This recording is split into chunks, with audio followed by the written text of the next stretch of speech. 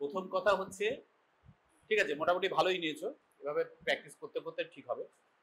দুটো ব্যাপার বলি। এক নম্বর হচ্ছে তোমার পরের ব্যাপারগুলো, মানে personal history, treatment history, family history, এগুলো যতটা ডিটেলে নিয়েছো, তুমি হিস্ট্রি অফ প্রেজেন্ট ইলনেসটা অত ভালো করে নাও।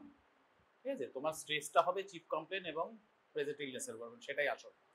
সেটাকে ভালো করে নেবে, এগুলো ভালো করে নেবে। এগুলো ভালো নিয়েছে কিন্তু ওটাকে আরো ভালো নিতে হতো। আচ্ছা, এক নম্বর কথা। দ্বিতীয়ত, প্রথম যেটা বলেছিলাম আগের দিন, দুটো জিনিস হয়। এক্সামিনার যখন তোমাকে প্রথম কনফ্রন্ট করবে, তিনি দুটো কোশ্চেন করতে পারেন। Either he or she will ask what's your case, or he or she may ask what's your diagnosis. দুটো ব্যাপার ডিফারেন্ট। ঠিক আছে, যদি বলে হোয়াটস ইউর ডায়াগনোসিস, তাহলে তোমাকে শুধু ডায়াগনোসিসটা বলতে হবে। কিরকম? ধরো একটা প্লুরাল এফিউশন আছে। Sir, this is a case of massive left-sided pleural effusion with probably due to pulmonary tuberculosis. ব্যাস, খুব বেশি জটিল করতে যাওয়ার দরকার নেই, কিন্তু বেসিক কথাগুলো আমি বলে দিলাম। প্লুরাল এফিউশন আছে সেটা বললাম, তার ডিগ্রিটা বললাম, কোন সাইডে সেটা বলে দিলাম, আমার প্রবাবল ইটিওলজি আমি যেটা ভেবেছি সেটা বলে দিলাম। এর বেশি কিছু আমার ডিটেইল করার দরকার নেই। হোয়াটস ইউর ডায়াগনোসিস বলে তোমাকে এরকম ভাবে খালি ডায়াগনোসিসটা বলতে হবে। আর যদি অ্যাসোসিয়েটেড আরো কিছু সিগনিফিকেন্ট কিছু থাকে, ধরো এর সাথে পেশেন্টের একটা সিরোসিস অফ লিভার আছে, আমাকে সেটাও বলতে হবে। হলো? কিন্তু ইউজুয়ালি এক্সামিনার জিজ্ঞেস করে what's your case. What's your case বললে কিন্তু ব্যাপারটা ডিফারেন্ট। তখন তোমাকে 3 থেকে 4টে সেন্টেন্সের মধ্যে কেসটা একটা সিনপসিস বলতে হয়। কিরকম? ধরো এই পেশেন্টটা 70-year-old জেন্টলম্যান, তুমি নাম না বললেও হবে, gentleman presented with, এখানে কবে এক্সাম ভর্তি হয়েছেন, কবে এক্সামিনেশন হয়েছেন বলার দরকার নেই, ওটা আমি হিস্ট্রি প্রেজেন্ট ইলনেসে বলবো। এখানে আমার আননেসেসারি ফ্যাক্টস দেওয়ার কোনো দরকার নেই। হি a 70-year-old gentleman presented with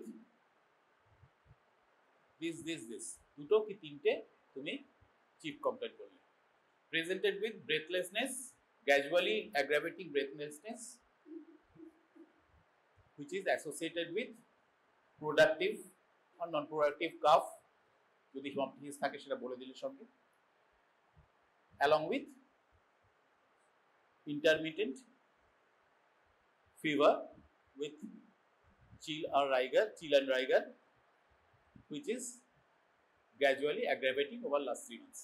এরকম ভাবে তুমি একটা বলে দিলে। এখানে তুমি কিন্তু তিনটে চিফ কমপ্লেন্ট বলে দিলে, যে তার একটা কাফ আছে, তার একটা ব্রেথলেসনেস আছে, তার একটা ফিভার আছে, এই বলে দিলে। এবার ওগুলোর সঙ্গে যদি আর কিছু সিগনিফিকেন্ট কিছু থাকে, যদি কাফের সাথে একটা প্রোডাক্টিভ কাফ তো তুমি বলেছো, এবার তার সাথে যদি হিমোপ্টিসিসের হিস্ট্রি থাকে তাহলে তুমি সেটাও মেনশন করে দিলে ওখানে। ঠিক আছে, এটা হলো প্রথম সেন্টেন্স। দ্বিতীয় সেন্টেন্সে কি তোমার এক্সামিনেশন ফাইন্ডিং গুলো, সেটা খুব ভালো হয় যদি একটা সেন্টেন্সেই বলে দিতে পারো। যদি অনেক ফাইন্ডিং থাকে তোমাকে দুটো সেন্টেন্স বলা দরকার হতে পারে। And third sentence will be your diagnosis. আর হচ্ছে 5 হচ্ছে প্যালপিটেশন। 6 নম্বর এটা একটু রেয়ার, পিএনডি বলা হয়, প্যারক্সিজমাল নকটার্নাল ডিসনিয়া। এটা খুব রেয়ার কিন্তু হতে পারে। জিনিসটা কি? প্যারক্সিজমাল নকটার্নাল ডিসনিয়া হচ্ছে প্যারক্সিজমাল মানে এটা এপিসোড, টানা হয় না, হঠাৎ হঠাৎ হয় আবার চলে যায়। নকটার্নাল মানে নাইট টাইম, রাত্রেবেলা হয়। ডিসনিয়া তো জানো রেসপিরেটরি ডিস্ট্রেস। জিনিসটা কি? পেশেন্ট শুয়ে পড়ে, ঘুমিয়ে পড়ে, ঘুমের মধ্যে হঠাৎ একটা শ্বাসকষ্ট হয়ে পেশেন্ট জেগে ওঠে, তারপর আবার হয়তো আস্তে আস্তে জিনিসটা সেটেল করে গেল। এটাকে বলা হয় paroxysmal nocturnal dyspnoea, PND. This may be a rare symptom of A chest case. বাকি যে 5টা বললাম তাই। এইগুলোর মধ্যে একটা, দুটো বা তিনটে পেশেন্ট বলবে।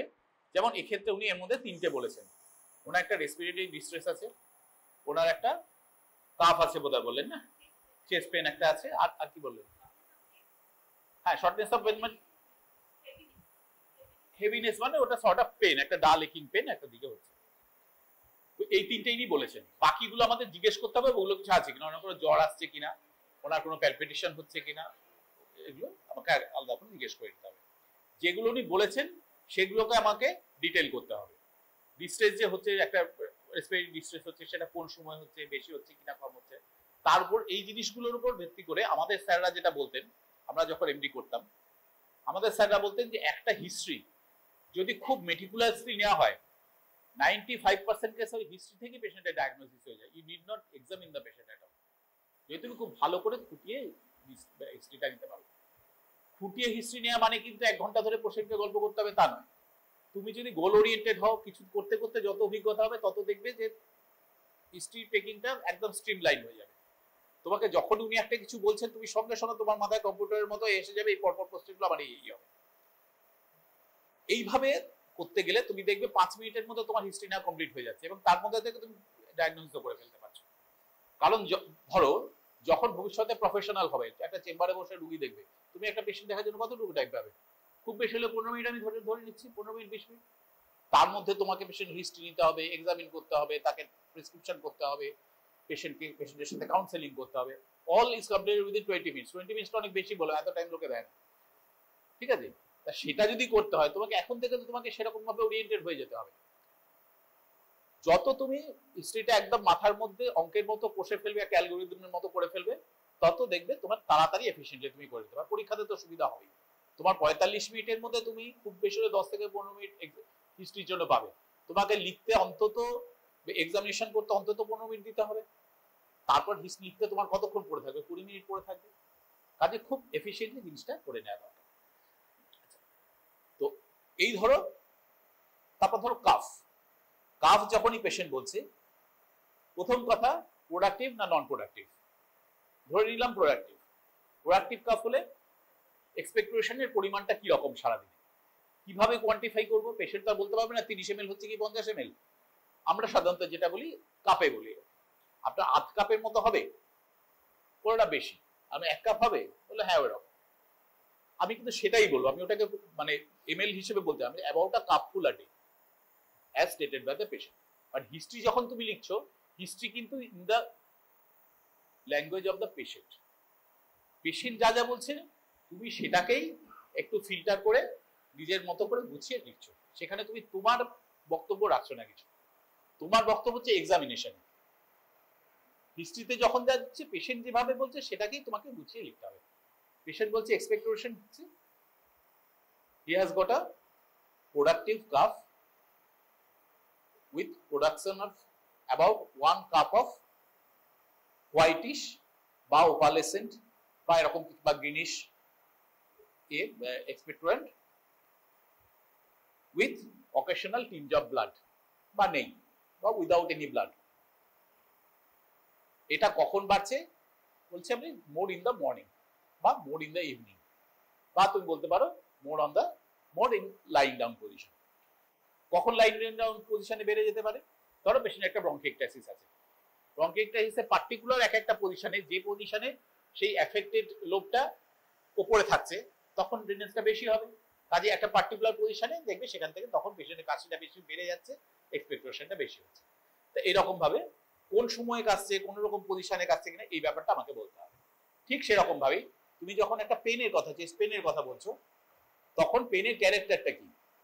একটা ডালেকিং পেন হতে পারে, একটা শুটিং পেন হতে পারে, একটা ল্যান্সিনেটিং পেন হতে পারে। ল্যান্সিনেটিং পেন মানে কি? একটা সরু সুচ যদি ঢুকিয়ে দেওয়া হয় বা একটা গজাল যদি ঢুকিয়ে দেওয়া হয়, তাহলে পেশেন্টের যেরকম ব্যথা হবে সেটা হচ্ছে ল্যান্সিনেটিং পেন। ঠিক আছে? তো এগুলো সাধারণত নার্ভের পেন থেকে হয়, এই ক্ষেত্রে খুব একটা হয় না। তো এই টাইপ অফ পেনটা আমি বললাম, কোনো পজিশনে বাড়ছে কিনা, কমছে কিনা, দিনের কোনো সময় বাড়ছে কিনা, কমছে কিনা, অন্য কোনো অ্যাসোসিয়েটেড কিছু থাকছে কিনা সেই সময়, সেগুলো আমি বলে দেবো। ফিভার থাকলে তো বললাম।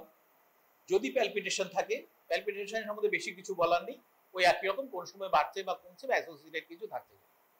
এইগুলো এইভাবে এই 6টা সিমটমের মধ্যে দিয়ে আমি হিস্ট্রিটাকে কমপ্লিট করে দিলাম।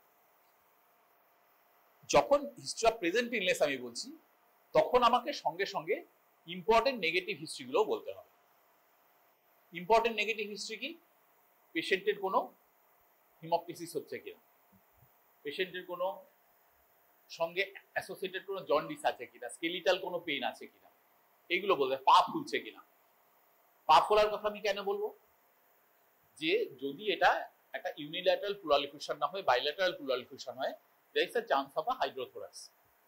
হাইড্রোথোরাক্স কাকে বলে এগুলো পরে ডিসকাশন করবো। সেক্ষেত্রে আমার সঙ্গে পেডাল ইডিমা থাকতে পারে। ঠিক আছে, এইভাবে আমি হিস্ট্রিটা নিয়ে নিলাম। তারপর কি পাস্ট ইলনেস, আগে কিছু খারাপ কিছু হয়েছিল, এই জাতীয় কিছু হয়েছিল কিনা, বা যদি না হয়ে থাকে অন্য কোনো রিলেটেড চেস্ট রিলেটেড কোনো সিমটমস বা কোনো ডিজিজ কিছু আগে হয়েছিল কিনা, একটা পালমোনারি টিউবারকুলোসিস হয়েছিল কিনা, আগে কোনো অ্যাজমাটিক কোনো অ্যাটাক হতো কিনা, ছোটবেলায় বারবার কোনো শ্বাসকষ্টে ভুগতেন কিনা, কোনো রকম অ্যালার্জিক টেন্ডেন্সি ছিল কিনা। অনেকের ছোটবেলায় ব্রঙ্কোলাইটিসের টেন্ডেন্সি থাকে যেটা পরবর্তীকালে ঠিক হয়ে যায়। তো এইরকম কিছু ছোটবেলায় ছিল কিনা, ছোটবেলায় মিজলস হয়েছিল কিনা, মিজলস হলে তার থেকে কিন্তু পরবর্তীকালে ব্রঙ্কিকটাইটিস হওয়ার সম্ভাবনা অনেক বেশি থাকে। টিউবারকুলোসিস হয়ে থাকলে ব্রঙ্কিকটাইটিস হওয়ার সম্ভাবনা বেশি থাকে। এরকম কোনো সিগনিফিকেন্ট পাস্ট ইলনেস আছে কিনা। কোভিড হয়েছিল কেন, এখন এটা ইম্পর্টেন্ট, যাদের কোভিড হয়েছে তাদের কিন্তু লাং ফাইব্রোসিস হয়ে একটা পরে ফেলিয়ার হওয়ার সম্ভাবনা বেশি থাকে। গেল। এইবার আমি দেখবো ফ্যামিলি হিস্ট্রি, ফ্যামিলিতে কে কে আছেন, সবাই বেঁচে আছেন কিনা, থাকলে কোনো সিগনিফিকেন্ট ইলনেস আছে কিনা, এই ধরনের কিছু সেখানে ছিল কিনা, যদি ম্যারিড হয় ওয়াইফ ঠিক আছে কিনা, ছেলে মেয়ে ঠিক আছে কিনা, বাবা মা বেঁচে আছেন কিনা, থাকলে তাদের কি ছিল, তাদের ডায়াবেটিক ছিল কিনা, হাইপারটেনসিভ কিনা, ডিসলিপিডিমিয়া আছে কিনা, এই জাতীয় জিনিসগুলো খুব কুইকলি আমাকে দেখে নিতে হবে। হয়ে গেল। এরপর হচ্ছে অকুপেশনাল হিস্ট্রি, সেটা খুব ইম্পর্টেন্ট চেস্ট কেসের ক্ষেত্রে, কারণ চেস্ট ডিজিজগুলো অনেক ডিজিজ যেগুলো অকুপেশনের সাথে রিলেটেড। অ্যাজমা তো বটেই, সিওপিডিও তাই, ইভেন রেস্ট্রিকটিভ লাং ডিজিজ যেগুলো হয়, বিশেষ করে এই বীরভূম জেলাতে restrictive lung disease very common. এই যে স্টোন কোয়ারিজ আছে, ওদিকে যে ওপেন পিট কোল মাইন্স আছে, এগুলো থেকে chance of pneumoconiosis is very high, প্রচুর কেস হয়। ঠিক আছে, তো এখানে তোমাকে সবসময় কিন্তু অকুপেশনাল হিস্ট্রি দিতে হবে। অ্যাডিকশনের মধ্যে টোবাকো রিলেটেড কিছু আছে কিনা, টোবাকো বলতে কিন্তু সবকিছু, সিগারেট, বিড়ি, খৈনি, পান মশলা, ইভেন গুড়াকু, গুড়াকু যেটা ওই তামাক দিয়ে দাঁত মাজে, এটা কিন্তু খুব common. It is equally harmful as a cigarette. অনেকে ওগুলো হার্মফুল মনে করে না, ওর জন্য মুখে বলেই না, কিন্তু তোমাকে স্পেসিফিক্যালি জিজ্ঞেস করতে হবে যে এরকম কিছু করেন কিনা, তাহলে সেটাকে তোমাকে ডকুমেন্ট করতে হবে। হলো, এই মোটামুটি আমার হিস্ট্রি হয়ে গেল। বলো এবার এক্সামিনেশন ফাইন্ডিংটা বলো। করা হয়নি? আচ্ছা, এক্সামিনেশনে আমরা কি কি দেখব? প্রথম কথা হচ্ছে যে কোনো একটা মেডিসিন কেসে তোমাকে রুটিনলি যে জেনারেল এগুলো দেখতে হবে, এক্সামিনেশন করতে হবে। তার মধ্যে হচ্ছে পেশেন্টের look, whether the patient is alert, conscious and cooperative, patient confused বা ডিসওরিয়েন্টেড আছেন কিনা, এটা প্রথম কথা। তারপর হচ্ছে ডিকিউবিটাস, পেশেন্ট কিরকম ভাবে শুয়ে আছেন, যে কোনো দিকে শুয়ে উনি থাকতে পারছেন, যাকে বলা হয় ডিকিউবিটাস অফ চয়েস, মানে যে কোন দিকে চাইলে উনি শুয়ে থাকতে পারেন, কিন্তু পার্টিকুলার কোনো ডিকিউবিটাসে যদি উনি কমফোর্টেবল ফিল করেন, you have to mention that. যেমন ধরো একটা লেফট সাইডের বেসিক প্লুরাল এফিউশন, সেখানে হয়ে গেছে আছে তো এখনো বোধহয়, লেফট সাইডের ম্যাসিভ প্লুরাল এফিউশনে পেশেন্ট লেফট ল্যাটারালে শুয়ে থাকে, সে ওটাতে স্বচ্ছন্দ বোধ করবে। কেন? দুটো লাং, একটা লাং অলমোস্ট জলে চাপা পড়ে গেছে, সেদিকের লাং এক্সপ্যান্ড করতে পারছে না, ওদিকে শ্বাস প্রায় নিতেই পারছে না, মানে অন্য দিকের লাংটা যেটুকু কাজ করছে তার উপরে বেঁচে আছে, সেই লাংটা কিছুটা কম্পেনসেটরি ওভার ড্রাইভে গেছে। এবার আমি যদি লেফট লাংটাকে নিচের দিকে করে শুই, মানে ওটাকে আমি একদম মিনিমাম দিলাম, আর যেটা ভালো কাজ করছে সেটাকে আমি ওপরের দিকে যথেষ্ট এক্সপ্যান্ড করার সুযোগ দিলাম, তাহলে patient will feel more comfortable. Patient exactly সেটাই করছে, আননোয়িংলি আনকনসিয়াসলি পেশেন্ট সেটাই করছে, বাঁ দিকটাকে নিচে করে শুয়েছে যাতে ডান দিকটা, ডান লাংটা উপর দিকে যথেষ্ট এক্সপ্যান্ড করার সুযোগ পায়। So his decubitus is left lateral. ও যদি উল্টো থাকতো, যদি রাইট লাংটা নিচের দিকে থাকতো, তাহলে ওটাও ভালো এক্সপ্যান্ড করতে পারতো না, আর উপরে যেটা আছে, যেটা ফ্রিডম পাচ্ছে, সেটার এমনি কোনো অ্যাকশন নেই বিশেষ, কাজেই সেদিকেও কোনো কাজ হচ্ছে, যার ফলে পেশেন্ট আরো বেশি শ্বাসকষ্ট বোধ করছে, সুতরাং ও ওই দিকে শুনছে। এই গেল ডিকুবিটাস। সিওপিডির ক্ষেত্রে কি হয়, পেশেন্ট আধশোয়া হয়ে থাকে, 30 ডিগ্রি বা 45 ডিগ্রি প্রপ আপ হয়ে থাকে। বাড়িতে পেশেন্টটা কি করে? হয়ে গেছে, দিয়ে দিন আমি।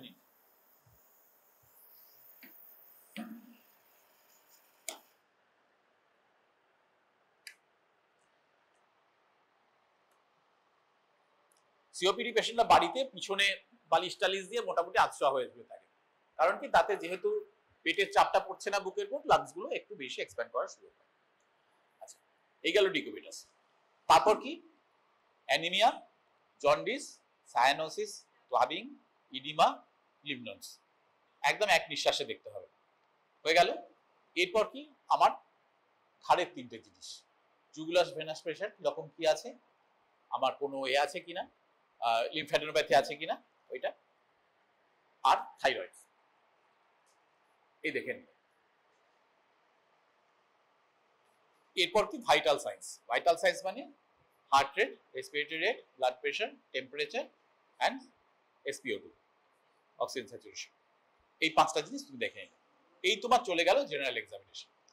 এর সাথে স্পেসিফিক্যালি আর কি আসতে পারে, যদি পেশেন্টের একটা জেনারেলাইজ হাইপার পিগমেন্টেশন থাকে, তুমি দেখতেই পাচ্ছ যে পেশেন্টের একটা হাইপার পিগমেন্টেশন রয়েছে বা হাইপো পিগমেন্টেশন রয়েছে কোনো কারণে, বা সেটা প্যাচি, কোনো জায়গায় হাইপো পিগমেন্টেশন রয়েছে কোনো জায়গায় নেই, এরকম হতে পারে, বা হাইপার পিগমেন্টেশনটাও সেরকম হতে পারে। রিয়ারলি কিছু কিছু ডিজিজে হতে পারে যে শুধু আঙুলগুলো, এই জায়গাগুলো, গাটের জায়গাগুলোতে হাইপার পিগমেন্টেশন, ঠিক আছে। কিছু কিছু রোগ আছে তাতে এন্ডোক্রিনাল ডিসঅর্ডারসে সেরকম হতে পারে। এই ধরনের কিছু যদি তুমি দেখতে পাও, you have to mention that. Patient অতিরিক্ত হেয়ারি কিনা সেটা মেনশন করতে হবে যদি সেরকম কিছু থাকে। এই আমার জেনারেল এক্সামিনেশন মোটামুটি হয়ে গেল। এইবার তুমি কি করবে, সিস্টেম ওয়াইজ তুমি এক একটা সিস্টেমকে এক্সামিনেশন করবে এবং সেটা ডেমনস্ট্রেট করবে। যে সিস্টেমের প্রাইমারিলি এটা কেস বলে মনে হচ্ছে সেটাকে তোমাকে আগে বলতে হবে। যেমন এক্ষেত্রে আমাদের প্রাইমারি ইনভলভমেন্ট হচ্ছে চেস্টে, থোরাসিক সিস্টেম, রেসপিরেটরি সিস্টেম, কাজে আমাকে সেটা প্রথমে বলতে হবে এবং ডিটেইলে বলতে হবে। এইটা শেষ হয়ে যাওয়ার পর আমি একে একে বাকিগুলো বলবো। প্রত্যেকটাই আমাকে কিন্তু বলতে হবে, লং কেসে লিখতেও হবে, বলতে হবে। তুমি জিআই বলবে, তুমি কি বলে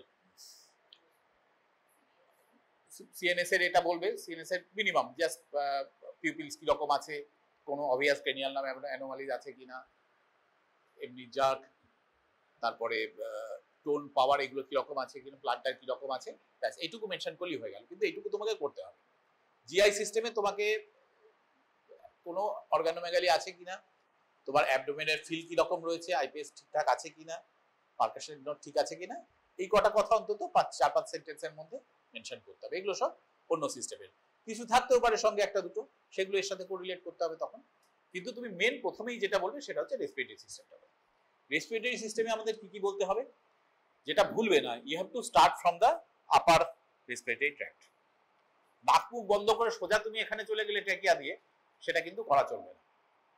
তুমি কি দেখছো, নাকে কি কি দেখবে, সেপ্টাম দেখলে ডেভিয়েটেড নেজাল সেপ্টাম আছে কিনা, ভিতরে কোনো পলিপ আছে কিনা, কোনো ব্লিডিং কিছু পয়েন্টস দেখতে পাচ্ছ কিনা। টর্চ ফেলে দেখবে যে এই সামনে অ্যালিনেজায়ে বা সেপ্টামে কোনো ব্লিডিং পয়েন্টস দেখতে পাচ্ছ কিনা, বা অন্য কোনো অ্যাবনর্মালিটি কিছু ডেভিয়েটেড নেজাল সেপ্টাম থাকতে পারে, একটা প্রায়র একটা ফ্র্যাকচার থেকে একটা নেজাল স্পারের মতো হয়ে থাকতে পারে, সেগুলো মেনশন করতে হবে। যেমন পলিপ খুব কমন, পলিপ থাকা মানে সেদিকে একটা পার্শিয়াল অবস্ট্রাকশন থাকবে, তার থেকে রিকারেন্ট রেসপিরেটরি ইনফেকশন হওয়ার চান্স থাকে, অনেক কিছুই হতে পারে, তোমাকে মেনশন করতে হবে যে একটা পলিপ আমি দেখতে পাচ্ছি। হলো। এরপর কি, আলো ফেলে ট্র্যাকিয়ার এখানটা কিছুটা ফ্যারিংস তুমি যতটা দেখতে পাচ্ছ, ফ্যারিংস সম্বন্ধে বলবে, এটা কোনো টনসিলার এনলার্জমেন্ট আছে কিনা, পোস্টিয়ার ফ্যারিঞ্জিয়াল ওয়াল কনজেস্টেড আছে কিনা, বা সফটি বা কি বলে সফট প্যালেটে কিছু দেখতে পাচ্ছ কিনা। সফট প্যালেটে ব্লিডিং পয়েন্টস দেখতে পারো, ইউভুলার একটা ইডিমা থাকতে পারে, বা এরকম কিছু। হয়ে গেল। ট্রেকিয়াতে যদি কিছু এক্সটার্নালি কিছু দেখতে পাও তুমি, সেটাকে মেনশন করতে হবে, যে ল্যারিংসটা অনেক বেশি প্রমিনেন্ট, বা এখানে তুমি একটা কোনো ভিজিবল পালসেশন দেখতে পাচ্ছ, এরকম কিছু। হলো। এইবার তুমি প্রপার রেসপিরেটরি ট্র্যাক্টে চলে এলে কি কি দেখবে, 4টে ভাগ, ইন্সপেকশন, প্যালপেশন, পারকাশন, অসকালটেশন। ঠিক আছে। চেস্টটা এমন একটা ইউনিক সিস্টেম যেখানে এই 4টে জিনিসেরই ইকুয়াল ইম্পর্টেন্স আছে। বাকি সব সিস্টেমে সব জায়গায় কিন্তু 4টেকে এত ইকুয়ালি দেখার দরকার হয় না, কিন্তু চেস্টে তোমাকে এই 4টে জিনিসকে ইকুয়াল ইম্পর্টেন্স দিয়ে দেখতে হবে। কিরকম, ইন্সপেকশনে তুমি কি কি দেখবে, প্রথম কথা হচ্ছে চেস্টের শেপ, শেপ কিরকম রয়েছে, সিমেট্রিক্যাল না অ্যাসিমেট্রিক্যাল, যদি কোনো ডিফর্মিটি থাকে সেটাকে তোমাকে বলতে হবে। ডিফর্মিটি কিরকম, একটা দিক চেপে গেছে, এদিকটা মানে সুন্দর গোল রয়েছে, এদিকটা একটা চেপে গেছে। কেন চেপে গেছে, ভিতরে কোনো একটা প্রায়র কিছু একটা ডিজিজ ছিল, তার থেকে একটা ফাইব্রোসিস হয়েছে।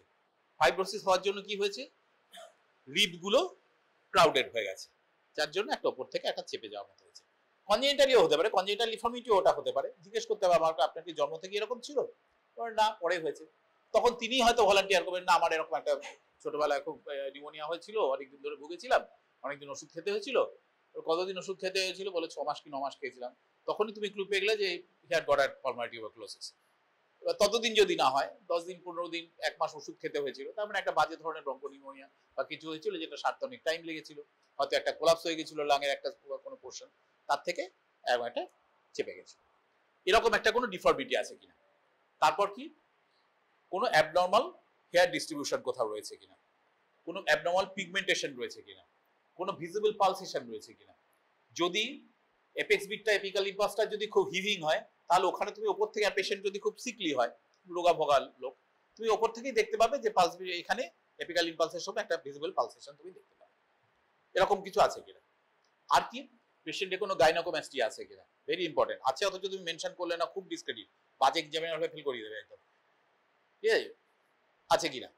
আর কি কোনো বনি ডিফর্মিটিস আছে কিনা, এটা ইউজুয়ালি পিছন থেকে দেখতে হয়। কোনো কাইফোসিস রয়েছে কিনা, কোনো স্কোলিওসিস রয়েছে কিনা, কোনো গিব্বাস আছে কিনা। গিব্বাসটা কি জিনিস? আগে প্রচুর দেখা যেত, আজকাল আর দেখা যায় না। আমরা স্টুডেন্ট লাইফে কিছু কিছু দেখেছি। সেটা হচ্ছে আগে একটা কেরি স্পাইন বলে রোগ খুব হতো, এখন আর অতটা হয় না। কেরি স্পাইন মানে ভার্টিব্রাল টিউবারকুলোসিস, স্কেলিটাল টিউবারকুলোসিস। টিউবারকুলোসিসের মজা হচ্ছে, মানে স্কেলিটাল টিউবারকুলোসিসে যে দুটো অ্যাডজাসেন্ট ভার্টিব্রাল বডি, মাঝখানে ইন্টারভার্টিব্রাল ডিস্ক রয়েছে, ও ইন্টারভার্টিব্রাল ডিস্কটাকে নষ্ট করলো, অ্যাডজাসেন্ট ভার্টিব্রাল বডির অংশ দুটোকে নষ্ট করে দিল। তাতে কি হলো? ক্রাশ ফ্র্যাকচার হয়ে গেল, চাপ পড়ছে, ওপরটাও তলার দিকটা খেয়ে গেছে, নিচেরটাও তলার দিক খেয়ে গেছে, মাঝখানে ইন্টারভার্টিব্রাল ডিস্কটা তো একেবারেই ভুগে চলে গেছে। চাপ পড়ে কি হলো? একটা ক্রাশ ইনজুরির মতো হয়ে গেল। নর্মালি যে দুটো এরকম থাকার কথা ছিল, তার বদলে এই হয়ে গেল। তার জন্য কি হবে? পেশেন্ট এরকম হয়ে যাবে, মানে এই একটা ভার্টিব্রা, এই একটা ভার্টিব্রা, দুটোই নিচের দিকটা খেয়ে গেছে, ক্রাশ হয়ে গেছে। তার ফলে কি হবে? একটা একটার উপর এরকম হয়ে যাবে, মানে পিছন দিকটা প্রমিনেন্ট হয়ে যাবে। সেটাকে বলা হয় গিব্বাস। মানে পিছন থেকে তুমি পরিষ্কার দেখতে পাবে ভার্টিব্রা কলামে একটা জায়গা এরকম টেকোনা একটা উঠে যাওয়ার মতো হয়ে আছে। এরকম কিছু আছে কিনা এটা দেখলে। আর কি, আর দুটো জিনিস সবসময় মনে রাখবে, এটা কিন্তু অবশ্যই মনে রাখতে হবে। তুমি পেশেন্টকে তো এক্সপোজ করবে, কোনো জায়গায় কোনো পাংচার মার্ক রয়েছে কিনা, তুলো লাগানো আছে বা একটা কোনো লিউকোপ্লাস লাগানো আছে, মানে কি ওখানে পেশেন্টকে একটা ট্যাপ করা হয়েছিল বা অন্য কিছু একটা প্রসিজিয়ার করা হয়েছিল, হয়তো একটা নিউমোথোরাক্স কেস, তাকে একটা ড্রেনেজ করা হয়েছিল, সেইখানে একটা পাংচার মার্ক তুমি লিউকোপ্লাস হলে তাকে ট্যাপ করেছে, দেবে একটা ড্রেনেজ পাংচার মার্ক থাকবে, সেখানে লিউকোপ্লাস লাগানো থাকবে। অথবা যদি নিউমোথোরাক্স ছিল, দুদিন হয়তো সেটাকে ড্রেন করে একটা পেশেন্ট জিনিসটা একটা সহনীয় স্তরে নেমে আসার পর সেই ড্রেনটাকে রিমুভ করে দেওয়া হয়েছে, দিয়ে জায়গাটাকে সেলাই করে সিল করে দেওয়া হয়েছে, তুমি সেই সিলটা দেখতে পাবে। এই জিনিসগুলোকে মেনশন করতে হবে। হলো, এই আমার চলে গেল ইন্সপেকশন। এবার palpation. Palpation is corroboration of the inspiratory findings. Inspiration আমি যা যা দেখেছি সেইগুলোকে আমি নিজে হাতে করে কনফার্ম করছি যে জিনিসগুলো সত্যি আছে, আমার চোখ ধোকা খায়নি। কিরকম? রেসপিরেটরি মুভমেন্টটা আমি দেখেছি। হ্যাঁ, সবার আগে হচ্ছে, ভুল বললাম, সবার আগে হচ্ছে আমাকে মিডিয়াস্টিনাল এটা দেখতে হবে, পজিশনটা দেখতে হবে। আমি তখন বলেছি যে মিডিয়াস্টিনাম ইন দ্য মিডল, চেস্টের শেপ হচ্ছে সিমেট্রিক্যাল। আমাকে দেখতে হবে এবার মিডিয়াস্টিনাম মিড লাইনে আছে কিনা, ঠিক মানে মিডিয়াস্টিনাল শিফট কিছু হয়েছে কিনা। মিডিয়াস্টিনাল শিফট আমি কি থেকে দেখবো? দুটো জিনিস দেখে। একটা হচ্ছে whether the trachea is in the midline, 2 নম্বর হচ্ছে what is the position of the apical impulse। Trachea mid লাইনে কিনা আমি কি করে দেখবো? সামনে থেকে দেখতে হবে। প্রত্যেকটা জিনিসের পজিশনটা ইম্পর্টেন্ট, তুমি কোথা থেকে দেখছো। থাইরয়েড তুমি যখন দেখবে, always palpate from the behind. Cervical lymph nodes যখন দেখবে, অলওয়েজ প্যালপেট ফ্রম বিহাইন্ড। পেশেন্টকে গলাটা ঝুঁকিয়ে বসিয়ে দিলে পিছন থেকে তুমি দেখছো সবসময়। থাইরয়েড যখন দেখবে, সেটাও রকম, পিছন থেকে তোমাকে প্যালপেট করতে হবে দুটো হাত দিয়ে। এমনি ওপর ওপর দেখলে, তারপর একটা দিক দিয়ে চাপ দিলে অন্য দিকটা হাতের উপর চাপ পড়ছে, সেখানে তুমি বোঝার চেষ্টা করলে যে কোনো থাইরয়েডের এটা মানে সারফেসটা স্মুথ আছে কিনা বা লাম্পি রয়েছে কিনা সেটা বুঝে, আবার এদিকটাকে চাপ দিলে এই হাতটা দিয়ে ধরতে পারলে, এরকম। ঠিক আছে আসো। আচ্ছা না ঠিক আছে আমরা বলি।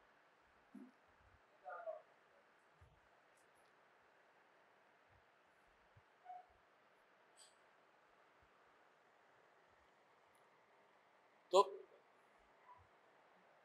এবার টেকিয়া যখন আমরা দেখবো পজিশন, টেকিয়া সবসময় সামনে থেকে দেখবো। কিভাবে দেখবো না, দুটো জিনিস করতে হবে।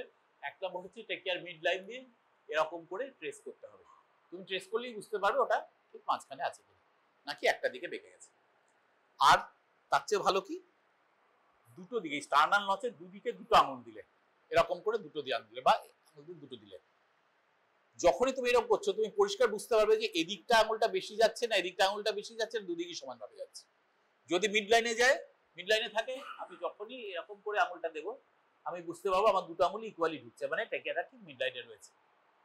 যদি একদিকে থাকে তুমি দেখবে এদিকে হয়তো আঙুলটা যাচ্ছেই না বা কষ্টের সৃষ্টি যাচ্ছে, এদিকে বেশ সুন্দর ঢুকে যাচ্ছে, তার মানে টেকিয়াটা একটু এদিকে চলে গেছে। হলো। আর কি এপিক্যাল ইম্পালস। এপিক্যাল ইম্পালস কি করে দেখে, দাঁড়াও তো চশমাটা, যেখানে এপিক্স থাকার কথা তুমি এরকম ভাবে আঙুলটা দিলে, আঙুলের পজিশন গুলো হবে ইন্টারকস্টাল স্পেসের সাথে, ঠিক আছে। এইবার তুমি তোমার এখান দিয়ে ফিল করছো যে কোনখানে পালসেশনটা পাচ্ছ।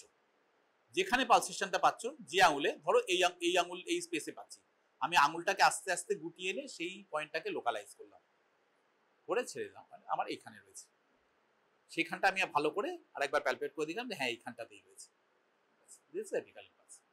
এইবার এটা নরমালি কোথায় থাকার কথা, লেফট মিড ক্লাভিকুলার লাইনে just medial to that, about 0.5 inch medial to that, এখানে থাকার কথা। যদি দেখা যায় না মিড ক্লাভিকুলার লাইনে চলে গেছে, তার মানে একটু শিফট হয়েছে, যদি আরো ওদিকে যায় তার মানে খুব ভালো রকম শিফট হয়ে গেছে। এই গেল মিডিয়াস্টাল।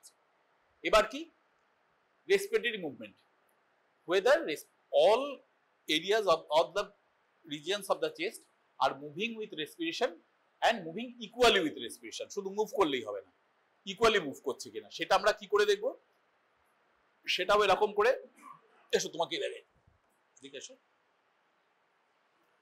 বসো। প্রথমে আমাদের এপিক্যাল রিজিয়ন দুটোকে দেখতে হবে, এপেক্স লাঙের যে এপেক্স, এইখানে পেশেন্ট ওয়াইডলি ব্রিথ করবে, কিরকম, মুখটা স্লাইড খুলে মুখ দিয়ে শ্বাস নেবে, নাক দিয়ে শ্বাস নেবে না, ঠিক আছে। মুখে নয়েজি রেসপিরেশন নয়, কিন্তু মুখ খুলে লম্বা লম্বা শ্বাস নেবে যতটা পেশেন্টের পক্ষে সম্ভব, সেটা নেবে। আমি সেই সময় দুদিকে হাত দিয়ে দেখবো যে আমার দুটো হাত ইকুয়ালি মুভ করছে কিনা, এপেক্স হলো। এইবার আমি চেস্টের সামনেটা দেখব, কিভাবে দেখব, ঠিক মাঝখানে এরকম করে আমি হাতটা, আমার হাতের পজিশনটা হবে এই, মিড লাইনে আঙুল দুটো লাগবে না, মাঝখানে একটা স্কিন পিঞ্চ এরকম করে নিয়ে আমি এটা দেখবো, ঠিক আছে। এবং যখন ও শ্বাসটা আমি দেখবো যে দুটো দিক সমানভাবে মুভ করছে কিনা, সেটা আমি আরো বুঝতে পারবো এই পিঞ্চটা থাকার জন্য, আমার দুটো সমান যাচ্ছে কিনা আমি মাঝখানে স্কিনের পজিশনটাকে দেখলে বুঝতে পারবো। এইভাবে হলো। এটা হচ্ছে প্রথমে এপিক্যাল দেখেছি, আমরা ইনফ্রা ক্লাভিকুলার এরিয়া দেখতে পারি, নাও দেখতে পারি, সবসময় দেখা হয় না পেশেন্টের চেস্ট যদি ছোট হয়। মেমারি রিজিয়ন দেখলাম, ইনফ্রা মেমারি রিজিয়ন দেখলাম, এই একইভাবে পজিশনটা একটু অন্যরকম হতে হবে, বাটারফ্লাইয়ের মতো আঙুলের পজিশনগুলো হবে ইন্টারকস্টাল স্পেসের সাথে সমানভাবে। এইভাবে আমি সামনেটা দেখলাম, পিছনটাতেও ইকুয়ালি দেখলাম। এই হয়ে গেল আমার চেস্ট মুভমেন্ট দেখা। এর সাথে আরেকটা জিনিস দেখতে হয়, ভোকাল ফ্রেমিটাস, ঠিক আছে। এই আমার মোটামুটি দেখা হলো প্যালপেশন। আর দুটো জিনিস দেখতে হবে, এক নম্বর হচ্ছে যদি কোনো প্রমিনেন্ট ভেন্স থাকে তাহলে ভেনের মানে ডিরেকশন অফ ফ্লোটা আমাকে দেখতে হবে। খুব রেয়ার কিছু কিছু কেসে হয়, যেমন একটা সিরোসিস অফ লিভারের একটা কারণ আছে, ইটিওলজি আছে, বার্চিয়ারি সিনড্রোম বলে একটা রোগ হয়। বার্চিয়ারি সিনড্রোমে যেমন পিছন দিকে রকম কিছু প্রমিনেন্ট ভেন্স দেখা যায়, সেগুলো কোন দিক থেকে ফিল করছে কোন দিক থেকে ড্রেন করছে সেগুলো দেখতে হবে। যদি ওরকম কিছু থাকে সেটা তোমাকে দেখতে হবে, তবে দ্যাট ইজ ভেরি রেয়ার, খুব একটা থাকে না সাধারণত। আচ্ছা, এই হয়ে গেল আমার প্যালপেশন। এখান থেকে আমি এখন অব্দি কি পেলাম, কোনো ট্রেকিয়াল মানে এমনি ইন্সপিরেটরি ফাইন্ডিংসে কিছু থাকলে তো থাকলো, আর আমার ট্রেকিয়াল কোনো শিফট হয়েছে কিনা, মিডিয়াস্টিয়াল কোনো শিফট হয়েছে কিনা, দুটো দিক ইকুয়ালি মুভ করছে কিনা, না কোনো দিকে মুভমেন্টস কম রয়েছে, আর যদি কোনো ভোকাল ফেমিটাস কম বেশি পাই তাহলে সেখানে নিচে একটা আন্ডারলাইং একটা কোনো ওপাসিটি বলছি সরি, এটা কোনো কনসলিডেশন থাকতে পারে। আমি এইটুকু এখন অবধি পেয়েছি। এইবার আমরা কি করব, পারকাস করব। পারকাস কি করে করব, প্রত্যেকটা স্পেসে হাত রাখবো এরকম ভাবে রেখে আঙুল দিয়ে আমরা স্ট্রোক করে দেখব। ওটা করে করে করতে হবে, প্রত্যেকেরই ওটাকে মানে আয়ত্ত করতে সময় লাগে, কাজে ভয় পাওয়ার কিছু নেই, রেগুলার করবে। মানে যেখানে আঙুল রাখবে, তুমি যে পজিশনটাকে দেখতে চাইছো সেই সারফেসের সাথে প্যারালাল করে হাতটা রাখতে হবে।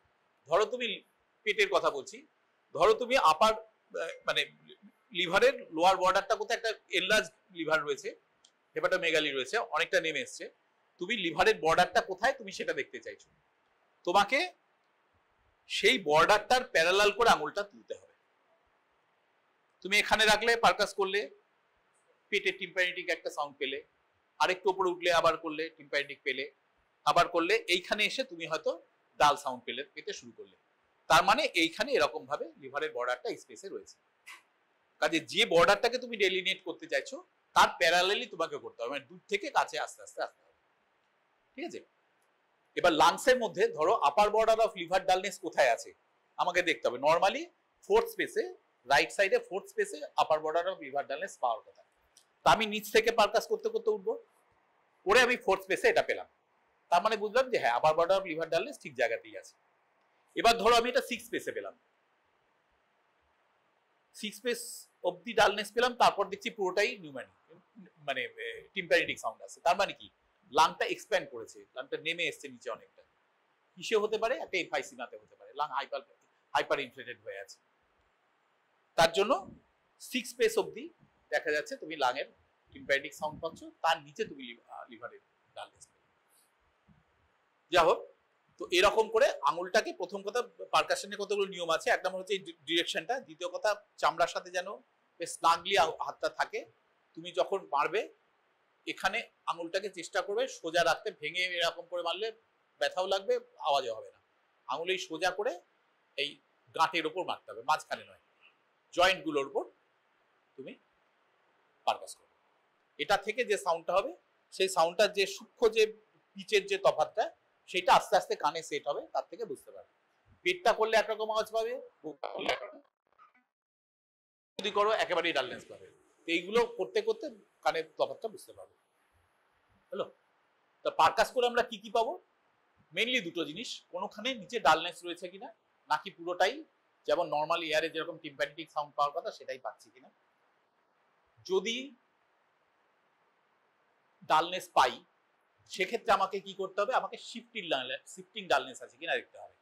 পেশেন্টের পজিশনটা চেঞ্জ করে, পেশেন্টকে বসিয়ে আমি হয়তো করেছি, তাকে শোয়ালাম, চিৎ করে শুয়ে করলাম, একটা লেফট ল্যাটারালে বা রাইট ল্যাটারালে according to the side of involvement করিয়ে সেখানগুলো দেখলাম যে এখানে ধরো ওকে আমি করছি, ওর ধরো এখান অব্দি আমি একটা ডালনেস পাচ্ছি, এদিকে ওর একটা প্লুরাল এফিউশন আছে। ঠিক আছে, আমি এখান থেকে পুরো জিনিসটাকে পেন দিয়ে ডট ডট দিয়ে ডেলিনেট করলাম যে এইখানে রয়েছে। এবার ওকে আমি শুয়ে দিলাম, শুয়ে দিলে কি হলো, লাংটা ওপরে ভেসে উঠলো, জলটা নিচের দিকে চলে গেল, তখন ওই ডালনেসের এরিয়াটা ডিফারেন্ট হয়ে যাবে। তখনও তুমি পয়েন্ট করলে করে দেখলে তখন যে লাইন অবধি তুমি ডালনেসটা পেয়েছিলে, এখন ডালনেসের লাইনটা সম্পূর্ণ অন্যদিকে চলে গেছে। এটা হচ্ছে শিফটিং ডালনেস। ঠিক আছে, এটা হলো। আর এছাড়া তো পারকাশনে আর কিছু মনে পড়ছে না চেস্টের জন্য। এবার তুমি স্ট্রেট অ্যাওয়ে অসকালটেশনে চলে এলে, which is the most important. অসকালটেশনে কি কি দেখবো, প্রথম কথা হচ্ছে কি দিয়ে করবো, স্টেথোর বেলটা দিয়ে করব না ডায়াফ্রামটা দিয়ে করব। এবার সেটা বলতে গেলে থিওরি অনেকগুলো কথা বলতে হয়, সেটা পরে বলছি। মেইনলি আমরা ডায়াফ্রাম দিয়ে দেখব। কখন বেল ব্যবহার করব, যদি দেখা যায় যে ডায়াফ্রামটা তো অনেকটা ফ্ল্যাট সারফেস দরকার হবে, যদি দেখা যায় কোনো কারণে চেস্টের এমন মানে কনসিস্টেন্ট মানে কনস্টিটিউশনটা এমন হয়ে গেছে যতটা জায়গা আমি পাচ্ছি না, এমনি পেশেন্টটা মানে খুব সিকলি, তার রিবগুলো হয়তো কোনো ক্রাউডেড হয়ে গেছে কোনো কারণে, আমি যখনই দিতে তার দুটো রিবের মাঝখানে চামড়া ঢুকে গেছে এরকম করে, সেখানে ডায়াফ্রামটা খুব স্নাগলি চামড়ার সাথে ফিট হবে না। বা এপেক্সে এরকম জায়গায় খুব কম স্পেস রয়েছে, খুব রোগা ভোগা লোক, এতটুকু জায়গা, সেখানে একটা পুরো ডায়াফ্রাম বসানোর মতো জায়গাই পাচ্ছি না, সেক্ষেত্রে আমার বেলটা দিয়ে করলে আমি অনেক বেটার অ্যাপ্রিশিয়েট করতে পারবো ব্যাপারটা। ঠিক আছে, এবার ধরো ব্রেথ সাউন্ড যেটা আমরা দেখি, ব্রেথ সাউন্ডটা কিভাবে তৈরি হয়? এয়ার ঢুকছে বেরোচ্ছে, আমরা এখানে ট্রেকিয়া, ল্যারিংস ট্রেকিয়াতে হলো, তারপর ব্রঙ্কাস ব্রঙ্কিওল হয়ে এইভাবে 23 বার এই রেসপিরেটরি ট্র্যাক্ট ডিভাইড করতে থাকে, 23 টাইমস ডিভিশন হতে হতে লাস্টে অ্যালভিওলাইতে গিয়ে পৌঁছচ্ছে। ঠিক আছে, এবার এইখানে আমার লারিংসে বা এতে ট্রেকিয়াতে, সেখানে মানে ওর সারফেস এরিয়াটা কত? খুব বেশি হলে হয়তো 2.5 কি 3 একটা স্কোয়ার ইঞ্চ হয়তো একটা সারফেস এরিয়া। সেখান দিয়ে যখন এয়ার পাস করছে, ন্যাচারালি সেটা অনেক হাই পিচড সাউন্ড হবে। সেটা যদি নর্মালিও পাস করে, তুমি আমি স্বাভাবিক শ্বাস নিচ্ছি, তখনও এখানে সাউন্ড পাস করার জন্য এইটুকু জায়গা দিয়ে পাস করতে তার যে একটা পিচটা হবে, যখন সেটা একটা টার্মিনাল এই ব্রঙ্কিওল লেভেলে যখন আছে, সেখানে তো ওভারঅল সারফেস এরিয়াটা অনেক বেশি। তো একই পরিমাণ হাওয়া এখান দিয়ে যখন ঢুকছে, সে যতটা জায়গা দিয়ে পাস করছে, যখন সে ওই 17 বা 18 জেনারেশনের জায়গা দিয়ে যখন পাস করছে, তখন সে অনেকটা বেশি জায়গা দিয়ে পাস করছে, সে অনেকটা বেশি সময় পাচ্ছে, অনেক লেস রেজিস্ট্যান্সের মধ্যে দিয়ে সে পাস করছে। কাজে সেখানে আওয়াজটা অনেক হালকা, একটা জাস্ট দূরে একটা বনের মধ্যে দিয়ে হাওয়া বয়ে যাওয়ার সময় যেমন একটা হাওয়া হয়, আওয়াজ হয়, একদম সেরকম আওয়াজ।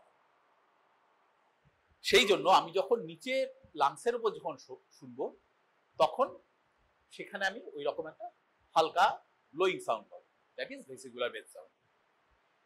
এবার ধরো তার ভিতরেও তো আমার আছে কতগুলো, মানে টার্মিনাল ব্রঙ্কিওল বা ব্রঙ্কিওল, সেগুলো আছে, তাহলে তার মধ্যে দিয়ে যখন পাস করছে, সেখানে তো ওই রকম সাউন্ড তো হচ্ছে, হাই পিচ সাউন্ড তো হচ্ছে, সেটা আমি তাহলে শুনতে পাচ্ছি না, কারণ আমার এখানে আমি ভেসিকুলার সাউন্ড পাচ্ছি, কিন্তু ওর তলাতে যে টার্মিনাল ব্রঙ্কিওল বা ওই রেসপিরেটরি ব্রঙ্কিওল গুলো আছে, সেগুলো তো হাই পিচ সাউন্ড তৈরি করছে, সেটা আমি তাহলে এখানে শুনতে পাচ্ছি না কেন?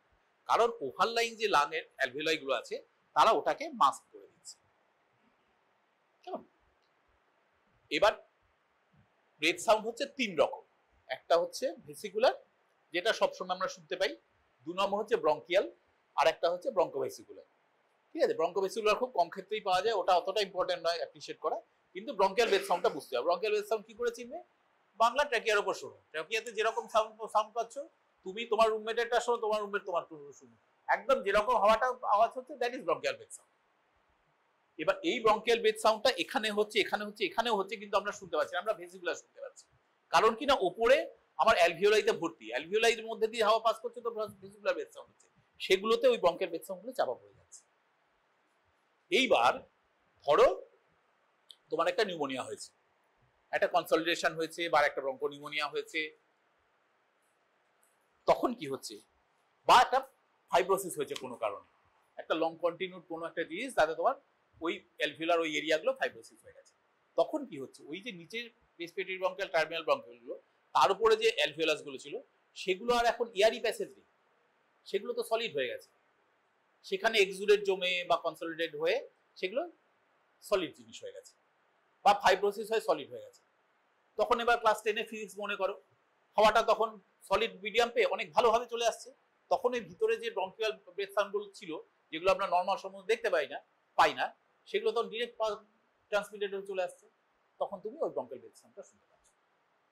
এই কারণে একটা কনসলিডেশন হলে, বা একটা হলে, কি বলে, ফাইব্রোসিস হয়ে গেলে, তুমি ওপরে সেই জায়গাটাতে যদি তুমি স্টেথো বসাও, তাহলে তুমি ব্রঙ্কিয়াল ব্রেথ সাউন্ড শুনতে পাবে, যেটা নর্মাল যদি থাকতো লাং টিস্যুটা ওখানে, তাহলে তুমি পেতে না, তুমি ভেসিকুলার ব্রেথ সাউন্ড পেতে। কিন্তু যেহেতু ওই অ্যালভিওলাই গুলো সলিডিফাইড হয়ে গেছে, সেহেতু ওখানে আর ভেসিকুলার ব্রেথ সাউন্ড তৈরি হচ্ছে না, সেই আন্ডারলাইং ব্রঙ্কিয়াল ব্রেথ সাউন্ডটাকে মাস্ক করতেই পারছে না, আন্ডারলাইং ব্রঙ্কিয়াল ব্রেথ সাউন্ডটাই তুমি তখন শুনতে পাচ্ছ, এবং বেশি করে শুনতে পাচ্ছ, because more and more sound is being transmitted. হলো? এবার এই জিনিসটাই ধরো আরেকটা ভাবে যদি ভাবো, যে ওইখানে ধরো যে টার্মিনাল ব্রঙ্কিওল আছে বা রেসপিরেটরি ব্রঙ্কিওল আছে, সেটা কোনো কারণে ব্লক হয়ে গেছে। কিভাবে ব্লক হতে পারে? একটা ম্যালিগন্যান্সি থাকতে পারে, একটা টিউমার ডেভেলপ করেছে, সেটা হতে পারে, কোনো একটা ব্লাড ক্লট কোনো কারণে ওখানে হয়ে গেছে, পালমোনারি ইনফেকশন, সেটার জন্য ব্লক হয়ে গেছে, কিংবা কোনো একটা ফরেন বডি এসছে, ধরো একটা ছোট বাচ্চা খেলতে খেলতে একটা বাদাম খেয়ে ফেলেছে, গিলে নয় মানে ইনহেল করে ফেলেছে, বা একটা ধরো মটর দানা বা একটা খেলতে খেলতে ডট পেনের কুচি অনেক সময় এরকম হয়, বা খেলার কোনো ছোট ছোট জিনিস এরকম একটা কিছু ইনহেল করে ফেলেছে, সেটা গিয়ে কোনো একটা জায়গায় গিয়ে কোনো একটা একটা টার্মিনাল ব্রঙ্কল বা কোথায় গিয়ে ওটা আটকে গেছে। সেখানে কি হলো, সেটা আটকে গেছে মানে সেখান দিয়ে হাওয়া বেরোতেও ঢুকতে হচ্ছে পারছে, তাহলে তার ডিস্টালি জায়গাটায় যে এয়ার গুলো ছিল সেগুলো আস্তে আস্তে অ্যাবজর্ব হয়ে গেল, কিন্তু কোনো হাওয়া এলো না, যার ফলে কোলাপস করে গেল সেই অংশটা।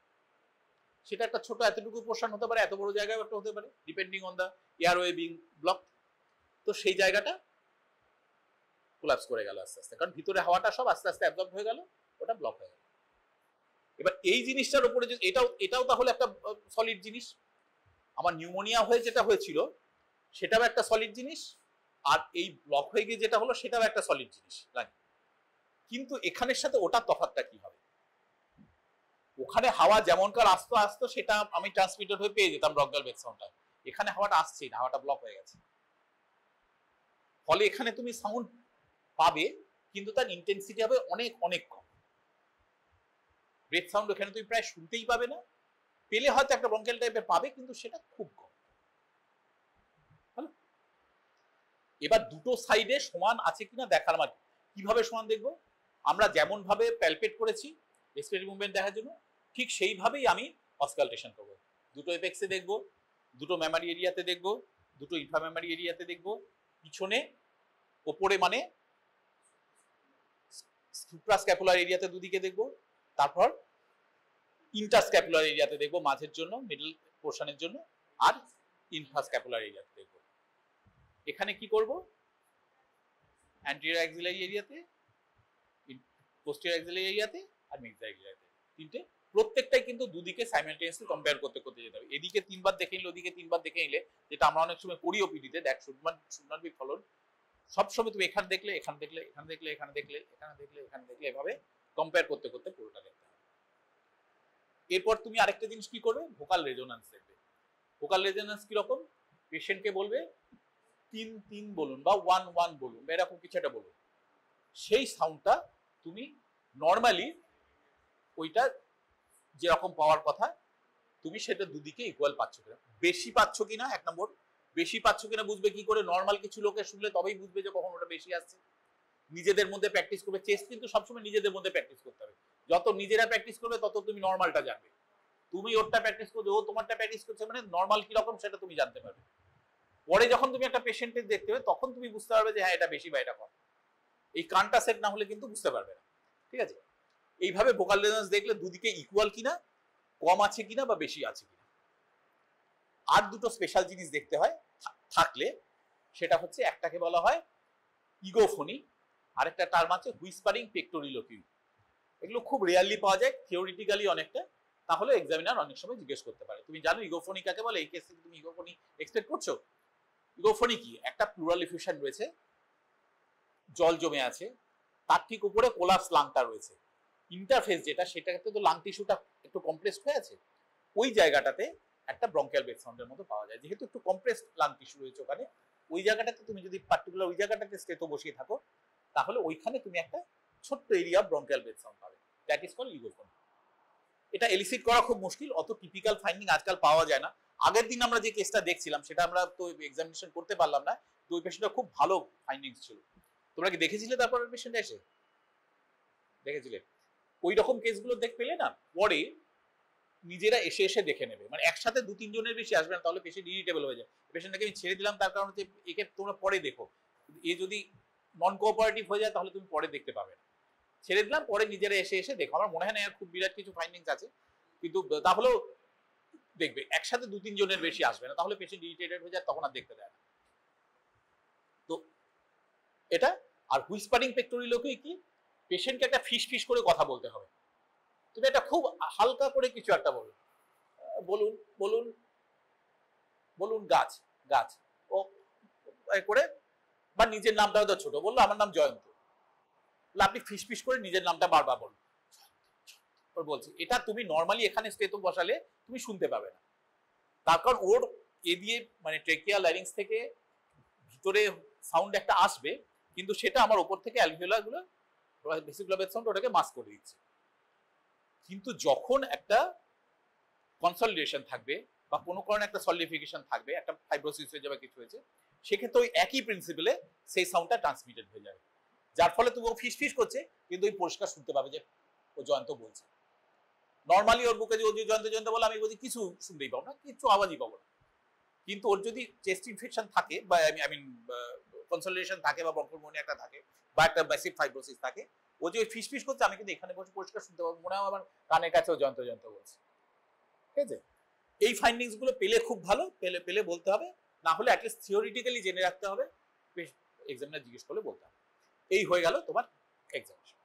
তো এইবার এর থেকে তখন এক্সামিনার তোমাকে জিজ্ঞেস করবে যে now what's your deduction from this patient. Sir, from the history that I have elicited and from the examination findings, my diagnosis is this. তুমি কেন বলছো? Give the points in your favor. Sir, on examination এই আমি পেয়েছি। On examination the trachea is shifted to the right side, there is stony dullness, there is less respiratory movement on the whole of the left side of the chest, and there is stony dullness on percussion from the lower margin to the second space or third space, and on auscultation we found bronchial breath sounds. What একদম উপরটা যে পোরশনটা হয়তো দুটো space অবধি lung আছে, তার নিচে সবই জল হয়ে গেছে, এনে পাচ্ছি, আর নিচের দিকে breath sound is totally absent. So my provisional diagnosis is this. মিটে গেল। এইবার তখন তোমাকে হয়তো এক্সামিনার বললো যে how will you confirm your diagnosis. একটা প্লুরাল এফিউশনকে আমি কিভাবে কনফার্ম করব? এক নম্বর হচ্ছে চেস্ট এক্সরে। বলতে হবে apart from the routine examinations, routine clinical laboratory investigations, I will do this. তুমি ব্লাড ফাট কিছু না বলে সরাসরি বলে আমি চেস্ট এক্সরে করবো, ট্যাপ করবো, তাহলে কিন্তু হবে না। তোমাকে অন্তত বলতে হবে মুখে যে apart from the routine lab investigations I will do a chest X-ray. তখন এক্সামিনার তোমাকে বলতে পারে যে what are the routine lab investigation, what do you mean by routine lab investigation? এই পেশেন্টের ক্ষেত্রে রুটিন ল্যাব ইনভেস্টিগেশন কি? Complete blood count, haemoglobin, TC, DC, ESR, platelet, তার বাকি এগুলো সমস্ত, এটা এক নম্বর। তাকে এলএফটি দেখতে হবে, তার ব্লাড সুগার দেখতে হবে, তার ক্রিয়েটিনিন কেমন আছে দেখতে হবে, এগুলো দেখতে হবে। এটা চেস্ট এক্সরেতে কি আছে? চেস্ট এক্সরে দেখলে চেস্ট এক্সরেতে তুমি কি পাবে? তুমি ট্র্যাকিয়া শিফটেড দেখতে পাবে, তুমি যেদিকে আছে সেদিকে ফ্লুইড পরিষ্কার দেখতে পাবে, ওপাসিফিকেশন। যদি খুব ছোট হয়, ছোট্ট একটা প্লুরাল এফিউশন কিসে হয়? রিঅ্যাক্টিভ প্লুরাল এফিউশন, মানে একটা ছোট ধরো নিউমোনিয়া হয়েছে একটা বা কনসোলিডেশন হয়েছে, সেক্ষেত্রে তার একটা রিঅ্যাক্টিভ জল জমে যায় সেদিকে, সেটা তুমি কি করবে? সেই সংশ্লিষ্ট দিকের যে কস্টো ডায়াফ্রামেটিক যে অ্যাঙ্গেলটা, দ্যাট উইল বি ব্লান্টেড। ঠিক আছে, এই চেস্ট ওয়াল, এই ডায়াফ্রাম, মাঝখানে এই যে কস্টো ডায়াফ্রামেটিক অ্যাঙ্গেল, এটা একদম টিপিক্যাল অ্যাকিউট অ্যাঙ্গেলটা থাকবে না, একটু ব্লান্টেড হয়ে আছে। খুব ছোট হলে ভালো করে দেখতে হবে, না হলে অল্প একটু দেখতে হবে। এইটাই বাড়তে বাড়তে বাড়তে বাড়তে যখন ম্যাসিভ হয়ে গেছে, এখন তুমি এখান অব্দি দেখতে পাচ্ছ। আচ্ছা, এবার এখানে একটা কথা হচ্ছে, এই যে তুমি ওপাসিটিটা দেখতে পাচ্ছ, সেটা দু রকম হতে পারে। টিপিক্যাল একটা শুধু প্লুরাল এফিউশন, সেক্ষেত্রে ইট উইল বি আ অর্ধচন্দ্রাকার একটা হবে, সেমিলুনার একটা সার্টিফিকেট হবে। কেন? এটা অ্যাকচুয়ালি একটা অপটিক্যাল ইলিউশন। তুমি চেস্টটা একটা থোরাসিক ক্যাভিটিটা একটা 3D স্ট্রাকচার, তুমি চেস্ট এক্সরেতে ওটাকে 2 ডাইমেনশনাল স্ট্রাকচার হিসেবে দেখেছো। সেক্ষেত্রে পিছনের যে যেগুলো, সেইটা ছবিতে যখন আসবে, সেটা তখন ওরকম একটা সেমিলুনার একটা এ করে ইলিউশন নিয়ে আসবে। কিন্তু অনেক ক্ষেত্রে এটা ফ্ল্যাট আসে। কখন ফ্ল্যাট আসে? ইফ দেয়ার ইজ আ হাইড্রোনিউমোথোরাক্স, মানে শুধু জল নেই, ভিতরে হাওয়াও ঢুকেছে। ওপরের হাওয়াটা ওটাকে চাপ দিয়ে এমন একটা ভাবে করে দেবে যে তুমি একটা ফ্ল্যাট সারফেস দেখতে পাবে। তুমি এরকম জল দেখতে পাচ্ছ, it's a pleural pneumothorax, pleural effusion. তুমি এভাবে দেখতে পাচ্ছ, মানে ইটস আ হাইড্রোনিউমোথোরাক্স। ঠিক আছে, এইবার পরবর্তী কি, what else you will do? একটা ডায়াগনস্টিক থোরাকোসেন্টেসিস আমি করব। থোরাকোসেন্টেসিস মানে কি? নিডল ঢুকালাম, জল বার করলাম, তার টেস্ট করলাম, এই হচ্ছে থোরাকোসেন্টেসিস। পেটে করলে অ্যাবডোমিনোসেন্টেসিস। তো এবার যদি ম্যাসিভ হয় বা মডারেট হয়, আমি সঙ্গে থেরাপিউটিক থ্রম্বোসেন্টিসিসও করব। ডায়াগনোসিসের জন্য জল তো নিলামই, তার সাথে পেশেন্টকে রিলিফ দেওয়ার জন্য যতটা পারি আমি জল বার করে নেব। এবার এক কথা থেকে অনেক কথা আসে। প্রথম কথা, mild, moderate, severe pleural effusion, massive pleural effusion. Mild কখন? যদি 500 ml এর কম জল হয় একটা অ্যাডাল্ট পার্সনের, তাহলে ইট উইল বি মাইল্ড। তুমি একদম নিচে দেখতে পাবে অল্প একটু হয়ে আছে, ওইটুকু জল ওই আনাচে কানাচেই ঢুকে থাকবে, ওই অ্যাঙ্গেলটাকে ভরিয়ে দেবে, পিছনে যে সমস্ত ধরো ক্রিহেস যেগুলো আছে সেগুলোকে ভরে, তাতেই ওই 500 জল খরচ হয়ে যাবে। ঠিক আছে?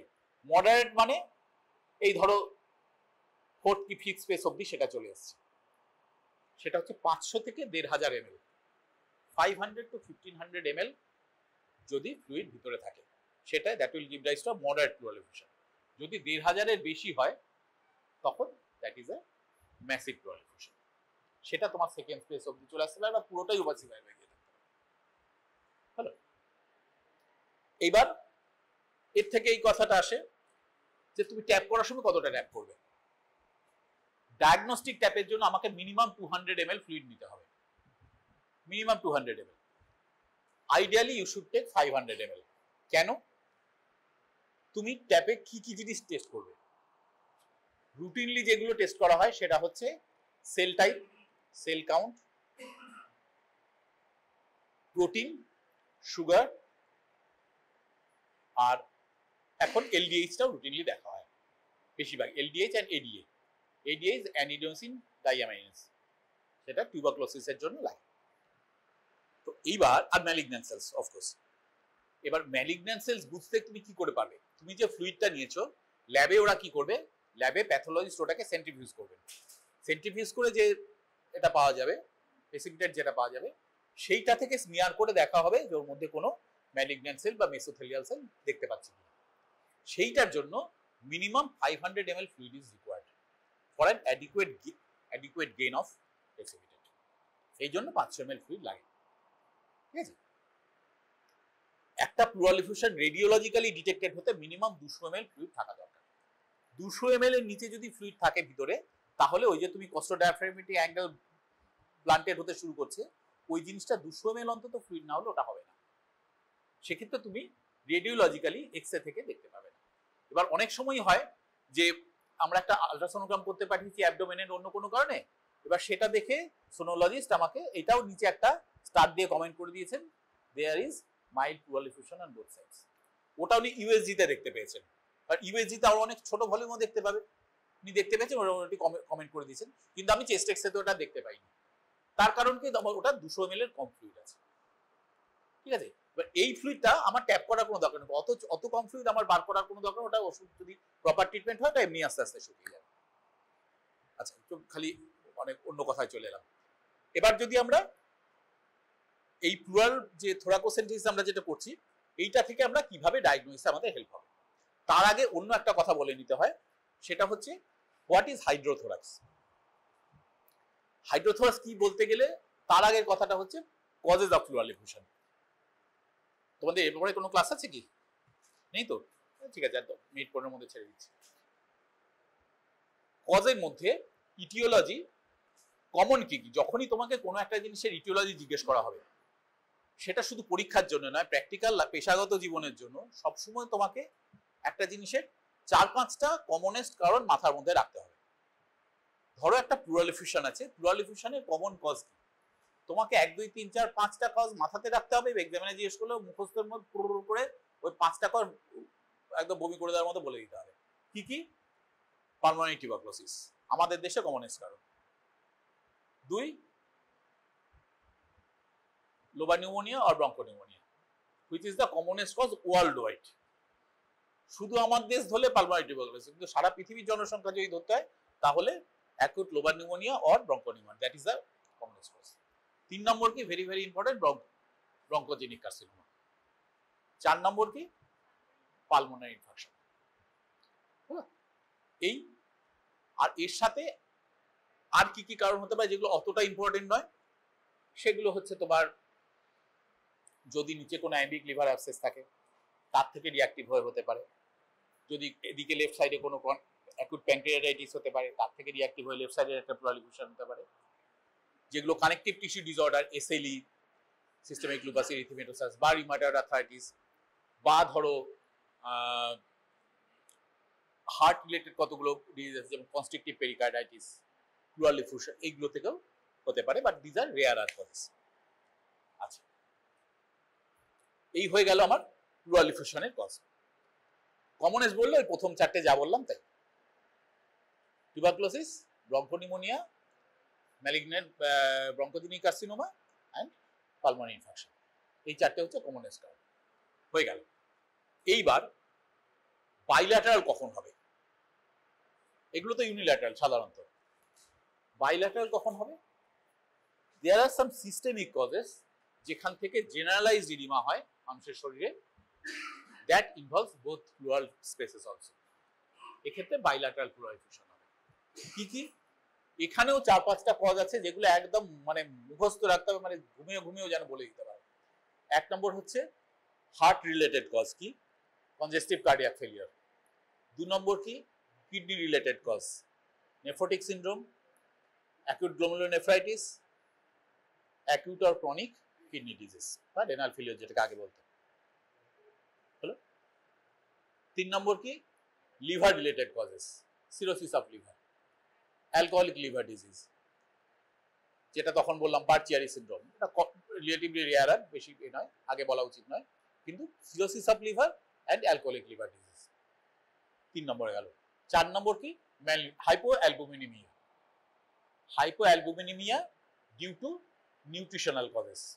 কি কি নিউট্রিশনাল কজ? ছোট বাচ্চার ক্ষেত্রে ম্যারাসমাস বা প্রোটিন এনার্জি ম্যালনিউট্রিশন থেকে হতে পারে। অ্যাডাল্ট পার্সনের কি থেকে হবে? প্রোটিন লুজিং এন্টেরোপ্যাথি থেকে হতে পারে, ম্যালঅ্যাবজর্পশন সিনড্রোম থেকে হতে পারে, ইনফ্লেমেটরি বাওয়েল ডিজিজ যেমন ক্রোনস ডিজিজ বা অ্যালসাইটিভ কলিটিস এরকম ডিজিজ থেকে হতে পারে, মানে যেগুলোতেই অ্যালবুমিন ঠিকমতো অ্যাবজর্ব হচ্ছে না, প্রোটিন ঠিকমতো অ্যাবজর্ব হচ্ছে না, বা প্রোটিন লস হয়ে যাচ্ছে, শরীর অ্যাবজর্ব করতে পারছে না, বা লিভার অ্যালবুমিন ঠিকমতো সিনথেসাইজ করতে পারছে না। এগুলোতে অ্যালবুমিন কম থাকার জন্য ব্লাডের অঙ্কোটিক প্রেসার থাকছে না, পালমোনারি ইন্ট্রাভাস্কুলার কম্পার্টমেন্টটা জল ধরে রাখতে পারছে না, ছেড়ে দিচ্ছে। তার জন্য বাইরের স্পেসে জল বেরিয়ে যাচ্ছে, প্লাজমা বেরিয়ে যাচ্ছে, জল বেরিয়ে যাচ্ছে, বাইরের স্পেসে ইডিমা হয়ে যাচ্ছে। এই চারটে হচ্ছে common cause: cardiac cause, kidney related cause, liver cause and nutritional cause.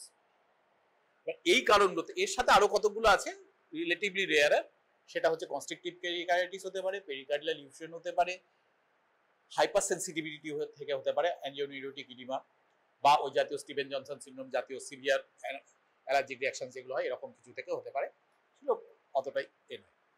তো এই যে কারণগুলো থেকে বাইল্যাটারাল এই জেনারেলাইজড ইডিমা হচ্ছে, এইগুলো থেকেই বাইল্যাটারাল প্লুরাল এফিউশন হবে।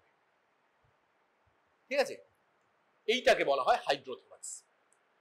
যখন দুদিকেই হচ্ছে এবং এরকম সিস্টেমিক কোনো কারণে হচ্ছে, তখন সেটাকে বলা হাইড্রোথোরাক্স। কেন বলা হয়? এইবার আসছে পরের কথা, যেটা বলতে গিয়ে এত দূর চলে এলাম। সেটা হচ্ছে প্লুরাল এফিউশনের দুটো টাইপ, একটা হচ্ছে এক্সুডেটিভ, একটা হচ্ছে ট্রানজুডেটিভ। এক্সুডেটিভ হচ্ছে মেইনলি ইনফেক্টিভ কজ, ইনফেক্টিভ বা ইনফ্লেমেটরি কজ। তুমি এতক্ষণ যে কারণগুলো আমরা আলোচনা করছি সেগুলো হবে, তার মধ্যে কোনগুলো infective, inflammatory, pulmonary tuberculosis, pneumonia গুলো সব। তারপর তোমার ব্রঙ্কোজেনিক কার্সিনোমা, ওটা একটা ইনফ্লেমেটরি কজ, ইনফেক্টিভ নয় কিন্তু ইনফ্লেমেটরি কজ। এইগুলোতে হবে এক্সুডেটিভ ফ্লুইড হবে। আর ট্রানজুডেটিভ ফ্লুইড কোনগুলো? ওই সিস্টেমিক কারণ যেগুলো এতক্ষণ বলছিলাম, যেগুলো থেকে হাইড্রোথোরাক্স হয়, সেইগুলো সব ট্রানজুডেটিভ হবে। দুটো ডিফারেন্স কি? সেই ডিফারেন্সটাই আমরা এই যে এখন অ্যাবডোমিনাল থোরাকোসেন্টেসিস করছি, প্লুরাল ফ্লুইডের যখন স্টাডি করছি, তখন আমরা বেসিক্যালি এটাই করছি, ট্রানজুডেট না এক্সুডেট, এটা আমরা প্রাথমিকভাবে ডিফারেন্সিয়েট করছি। এবং যখনই আমি ডিফারেন্সিয়েট করে ফেলতে পারলাম না এটা একটা ট্রানজুডেটিভ ফ্লুইড, তখন আমি ট্রানজুডেটিভ যে সমস্ত কারণগুলো হয় সেগুলোকে আমি পর্ব দেখে নিচ্ছি এর মধ্যে কোনটার সাথে মিলছে এটা। আর যদি এক্সুডেটিভ হয়, আমার বেশি কারণ হাতে নিচ্ছি, 4টে কি 5টা, আমি ওর মধ্যে কোনটার সাথে মিলছে দেখে নিচ্ছি। কি কি দিয়ে তফাৎ হবে? 1 নম্বর হচ্ছে সেল টাইপ। সেল টাইপ হচ্ছে ট্রানজুডেটিভে মোর দ্যান 50% হবে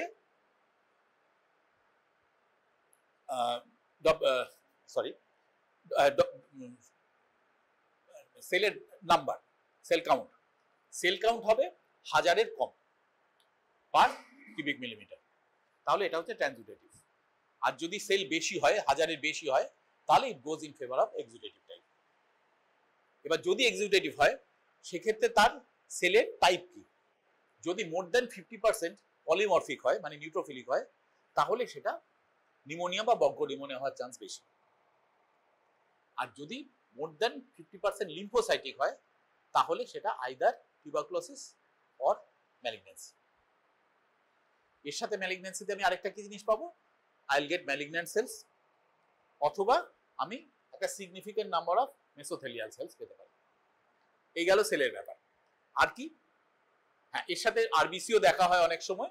1 লাখের ওপর যদি হয় সেটা হচ্ছে এক্সুডেটিভের ফরে, যদি 1 লাখের নিচে হয় তাহলে ট্রানজুডেটিভের ফরে। কিন্তু যেহেতু ট্রমা হয় একটু ফোটাফুটি করতে গিয়ে, কাজে আরবিসিটা অত বেশি এই নয়, মানে রিলায়েবল নয়। কিন্তু ডব্লিউবিসিটা রিলায়েবল। ডব্লিউবিসি 1000-এর নিচে হলে ট্রানজুডেটিভ, 1000-এর বেশি হলে এক্সুডেটিভ। ঠিক আছে, এই গেল সেল। এবার কি, বায়োকেমিস্ট্রি। বায়োকেমিস্ট্রিতে আমরা মেনলি দুটো জিনিস দেখি, একটা হচ্ছে প্রোটিন, একটা হচ্ছে সুগার। আর কি দেখা হয়, এলডিএইচ দেখা হয় আর এডিএ দেখা হয়। প্রোটিন যদি 3 গ্রাম পার 100 ml এর বেশি হয়, that goes in favour of exudative. যেহেতু এটা ইনফ্লেমেটরি, প্রোটিন বেশি হবে। 3 গ্রাম পার 100 ml এর বেশি যদি হয়, তাহলে ওটা এক্সুডেটিভের দিকে গেল। যদি 3 গ্রাম পার 100 ml এর কম হয়, তাহলে ওটা ট্রানজুডেটিভের পড়ে গেল। আর কি, ব্লাড সুগার। সুগার যদি নর্মালি মোটামুটি যা ব্লাডে যা আছে, সিরামে যে সুগার লেভেল আমি পাচ্ছি সেটার মতোই করে, তাহলে সেটা ট্রানজুডেটিভ। কিন্তু সেটা যদি গ্রসলি ডিমিনিশড হয়, অন্তত সিগনিফিক্যান্টলি ডিমিনিশ হয়, দ্যাট ইজ এক্সুডেটিভ। কারণ ওখানে এক্সুডেটিভ সেলস গুলো আছে, তারা গ্লুকোজ ইউটিলাইজ করে নিচ্ছে, ওই জন্য ওদিকে সুগার কম। রিউমাটয়েড আর্থ্রাইটিসের জন্য যদি হয়, তাহলে sugar level will be very low. এছাড়া আর কি দেখা হয়, এডিএ, অ্যাডিনোসিন ডিয়ামাইনেজ। যদি পজিটিভ হয়, goes in favour of tubercular pleural effusion. কিন্তু উল্টোটা সমান নয়, যদি নেগেটিভ হয় তার মানে টিউবারকুলোসিস নয়, এটা বলা যায় না, ওটা খুব স্পেসিফিক নয়। আর কি, এলডিএইচ। এলডিএইচ এ প্লুরাল ফ্লুইডের এলডিএইচ এর যা ভ্যালু আর সিরামে এলডিএইচ এর যা ভ্যালু, এই দুটোর যে রেশিও, সেটা যদি 0.6 না 0.5, আমার ঠিক খেয়াল নেই, একটু বইয়ে দেখে নিতে হবে। এটা যদি তার বেশি হয়, তাহলে গোজ ইন ফেভার অফ এক্সুডেটিভ, তার কম হলে ট্রানজুডেটিভের ফরে যায়। আর পিএইচ এরও একটা আছে, পিএইচ যদি 7.3 হয়, 7.3 এর নিচে হয়, তাহলে ট্রানজুডেট, 7.3 এর উপর হলে এক্সুডেট। এরকম একটা টেবিল আছে। সবগুলো যদি মনে নাও থাকে ক্ষতি নেই, কিন্তু সেল টাইপ, সেল কাউন্টটা মনে রাখতে হবে, প্রোটিন সুগারটা মনে রাখতে হবে। ঠিক আছে, আর এর সাথে ম্যালিগন্যান্ট সেলটা দেখা হয়। এইগুলো দিয়ে আমরা একেবারে পিন পয়েন্ট করে ডায়াগনোস করে ফেলতে পারি যে এক্স্যাক্টলি কজটা কি। তো একটা পেশেন্ট যখন একটা প্লুরালিফেশন নিয়ে আসছে তোমার কাছে, ওপিডিতে এসছে, ধরো এই যে পেশেন্টটা চলে গেল, এ এসছে একটা গ্র্যাজুয়ালি অ্যাগ্রাভেটিং রেসপিরেটরি ডিস্ট্রেস, একটা লো গ্রেড ফিভার আছে বা নেই, ওদিকে একটা হেভিনেস আছে। হেভিনেস মানে কি, যত জল জমছে তার একটা ড্র্যাগিং পেনের মতো হচ্ছে, ঠিক পেন নয় কিন্তু একটা হালকা হালকা ডালেকিং পেনের মতো, সেটা কি ও হেভিনেস বলছে। ঠিক আছে, তার সাথে যত বাড়ছে ওর একটু একটু করে ব্রিদিং ডিফিকাল্টি হচ্ছে। এই নিয়ে তোমার কাছে ওপিডিতে এলো, তুমি দেখলে পেশেন্টটা কি শুনে তুমি র্যাপিডলি জেনারেল এক্সামিনেশনটা করে নিলে। তুমি যেই রেসপিরেটরি থোরাক্স দেখতে গেলে, তুমি দেখলে ওদিকে ব্রেথ সাউন্ড নেই, ওদিকে পারকাস করতে গেলে, পারকাস করতে ওপিডিতে অত সহজের মধ্যে ভালো করা যায় না, তাও মোটামুটি বুঝতে পারলে যে এদিকটার মধ্যে ডিফারেন্স রয়েছে। তুমি ট্রেকিয়াটা দেখলে, ট্রেকিয়া শিফট হয়ে গেছে, সঙ্গে সঙ্গে তোমার মনে হলো যে এদিকে কিছু একটা গড়বড় আছে। এবার তুমি যখন ব্রেথ সাউন্ড শুনলে, তুমি দেখলে ওদিকে ব্রেথ সাউন্ড খুব কম, প্রায় নেই, গোজ ইন ফেভার প্লুরালিফেশন। যদি বেশি পাও, ট্রেকিয়া শিফট হয়ে গেছে উল্টো দিকে, কিন্তু ওদিকে ব্রেথ সাউন্ডটা তুমি বেশি পাচ্ছ, মানে কি, একটা নিউমোথোরাক্স হয়েছে, মানে প্লুরাল স্পেসে এয়ার বেশি এসে গেছে, যার জন্য তুমি, যদিও জিনিসটা শিফট হয়ে গেছে উল্টো দিকে, কিন্তু তুমি আওয়াজ বেশি পাচ্ছ, মানে ওখানে প্লুরাল নিউমোথোরাক্স আছে। হয়ে গেল, ধরো এই পেলে, প্লুরালিফেশনটাই পেলে, সঙ্গে সঙ্গে তুমি পেশেন্টকে ভর্তি করলে, ভর্তি করে প্রিলিমিনারি ব্লাড টেস্ট করতে পাঠিয়ে দিলে। দুপুরবেলা 12টা কি 1টার সময় পেশেন্ট ভর্তি হয়েছে, টেস্টগুলো করে নিলে, সঙ্গে সঙ্গে তার বেশি আগে করে নেওয়া উচিত। কেন না, ব্লিডিং ডায়াথেসিস আছে কিনা সেটা দেখে নেওয়া দরকার। তুমি একটা ট্যাপ করবে, খোঁচাখুচি করবে, পেশেন্টের ভিতরে ব্লিড করতে থাকলো, সেটাগুলো তো চলবে না। প্রথম দিন তুমি এই করে দিলে, তাকে অক্সিজেন দিলে, নেবুলাইজ করলে, এইসব করে একটু রেসপিরেটরি ডিস্ট্রেসটা থেকে তাকে একটু রিলিফ দিলে, পরদিন সকালে তুমি তাকে একটা থোরাকোসেন্টেসিস করো, জল বার করো। কতটা জল বার করবে, মিনিমাম কতটা করতে হবে সেটা তো বলে দিলাম, 500 ml। কিন্তু যদি তার ম্যাসিভ ডিফিউশন হয় তাহলে তুমি বেশ খানিকটা জল বের করে দিলে সেই অনেকটা রিলিফ পাবে। কতটা বার করবে? Usually 3 to 5% of the body weight, এর বেশি বার করা হয় না। ঠিক আছে, অ্যাবডোমেনের ক্ষেত্রে যদি অ্যাসাইটিক ফ্লুইড হয় তাহলে 5% অফ দ্য বডি ওয়েট বার করা হয়, চেস্টের ক্ষেত্রে 3% এর বেশি ইউজুয়ালি বার করা হয় না। কিন্তু এর মধ্যে একটা ব্যাপার আছে, কখন ট্যাপ করতে করতে আমি কখন থামিয়ে দেবো। আমি 3% অব্দি, ধরো লোকটার ওজন হচ্ছে 50 কেজি, তার 3% ওজন ওয়েট মানে হচ্ছে 1.5 কেজি, হচ্ছে 1.5 কেজি। 1.5 কেজি মানে রাফলি 1.5 লিটার। আমি 1.5 লিটার ফ্লুইড বার করার টার্গেট নিয়ে শুরু করেছি। এবার আমি যদি 600 ml কে 1 লিটারের মাথায়, পেশেন্ট কাশতে শুরু করলো বা পেশেন্টের শ্বাসকষ্ট হতে শুরু করলো, ইউ হ্যাভ টু স্টপ দেয়ার।